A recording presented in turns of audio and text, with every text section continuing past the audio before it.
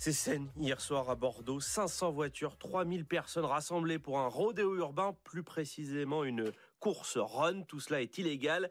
Et pour en parler avec nous sur RTL, Bruno Vincendon, bonsoir. Bonsoir. Vous êtes membre du syndicat Alternative Police CFDT en Nouvelle-Aquitaine. Alors les chiffres dits comme ça sont particulièrement frappants. Ils sont contestés ce soir par l'un des participants à l'agence France Presse qui assure qu'il n'était que 2000 spectateurs maximum et une cinquantaine de voitures. Alors qui dit vrai ?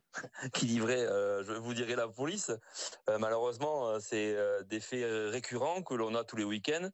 Et 2000, 3000, 100, 200, 300, c'est très variable entre Non mais ceux qui par contre, participent entre une cinquantaine de voitures et 500 voitures, c'est vrai que la différence est marquante. La différence peut être due au fait que vous avez peut-être une cinquantaine ou une centaine de voitures qui participent directement au run. Et après, vous avez tout un tas de voitures qui s'agglutinent autour du parcours.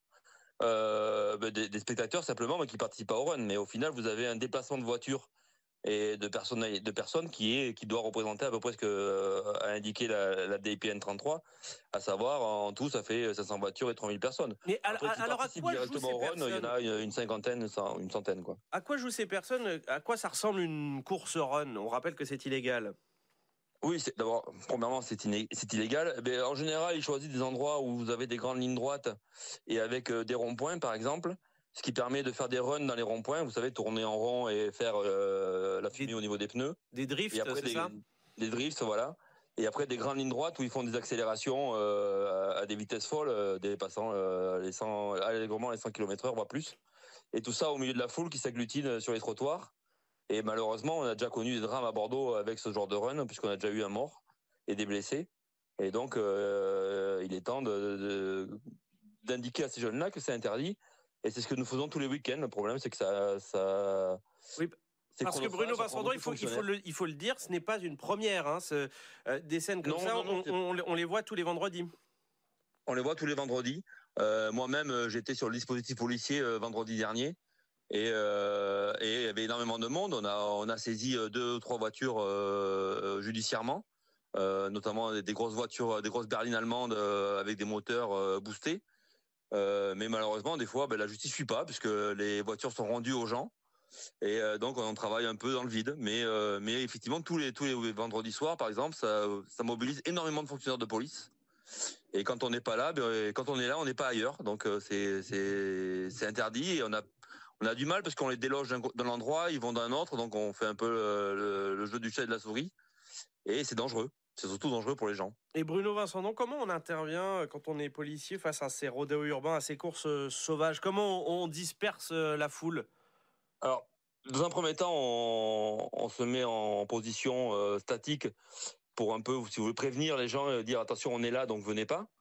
Et après, malheureusement, bien souvent, la dispersion de la foule se fait comme hier, où on a été pris à partie assez lourdement par la foule, et bien avec l'usage de moyens lacrymogènes pour évacuer tout le monde et essayer de ramener le calme. Et il faut noter que 2 policiers ont été légèrement blessés hier. Ça aussi, c'est quelque chose d'assez commun, malheureusement, des violences. Malheureusement, oui, c'est commun. Ils sont sur un rassemblement, ils se sentent un peu tout puissants, que ce soit les spectateurs ou les gens qui participent au run. Et ils acceptent pas que l'autorité de l'État leur dise c'est interdit, c'est dangereux et interdit, et donc on va faire cesser la fête. Donc forcément, dès qu'on intervient, on a l'objet de jets de pétards, de jets de mortier, de jets de tout ce qu'ils peuvent trouver et de la violence. Et on est obligé d'employer nous la force avec notamment les moyens lacrymaux et des choses comme ça pour pouvoir évacuer tout le monde. Et alors, le garde des Sceaux a appelé hier à la plus grande fermeté, justement contre, je cite, le fléau des rodéos urbains. Gérald Darmanin appelle les procureurs à saisir systématiquement les véhicules impliqués, puis à les vendre ou à les faire détruire. C'est pas déjà le cas ? Alors oui, ça existe. Le problème, c'est que la justice n'est pas assez sévère. Pour nous, notre syndicat Alternative Police, on estime que des fois, on fait des saisies de véhicules et après elles sont rendues aux gens, elles sont pas mises au domaine, elles sont pas vendues, elles sont pas réattribuées. Et donc on a l'impression un peu de travailler dans le vide. Et pourtant, c'est dans la loi.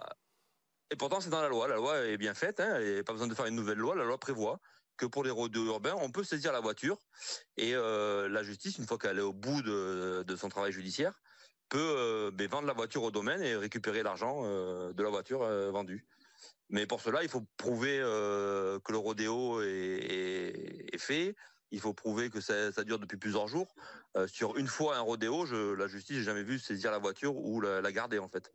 Mais après, on essaye par le biais des renseignements, par le biais des photos ou des choses comme ça, de prouver que certaines personnes participent au run tous les week-ends avec leur voiture. Et donc là, on essaye de prouver ça pour pouvoir leur saisir et mettre fin et puis montrer aux autres que le danger, c'est que vous venez participer, on vous prend votre voiture. Mais alors, qu'est-ce qu'il faudrait faire de plus? Est-ce que selon vous, on peut quand même faire évoluer la loi sur les rodéos urbains? Comme je vous dis, la loi et les sanctions, elles existent. Qu'est-ce qu'on peut faire de plus? De la pédagogie peut-être, en leur expliquant que c'est dangereux. Ouvrir des circuits, je sais pas, pour ces gens-là, dans un circuit fermé et sécurisé. Et après, leur expliquer que la voie publique, parce que là où ils font des runs, il y a aussi des gens qui circulent. Il peut y avoir des piétons autres, et donc c'est dangereux pour tout le monde. Donc on peut pas bloquer les rues parce qu'au final, si on bloquait les rues intéressées, ils iraient ailleurs et puis ça gênerait la circulation des gens qui n'ont rien demandé. Donc je pense que la loi est faite, est bien faite. Il faut l'appliquer fermement, comme l'a demandé le garde des Sceaux. Et puis peut-être trouver, pour ces gens-là qui veulent se donner de la vitesse, pourquoi pas des circuits, des choses comme ça où ils pourraient... Ça a été fait avec les motos, par exemple, où ils ont accès à des circuits pour pouvoir rouler et faire de la vitesse. Pourquoi pas y réfléchir pour les voitures. Bon, en tout cas, on entend aussi votre message qui appelle à plus de prévention de ces rodéos urbains. Merci beaucoup, Bruno Vincendon.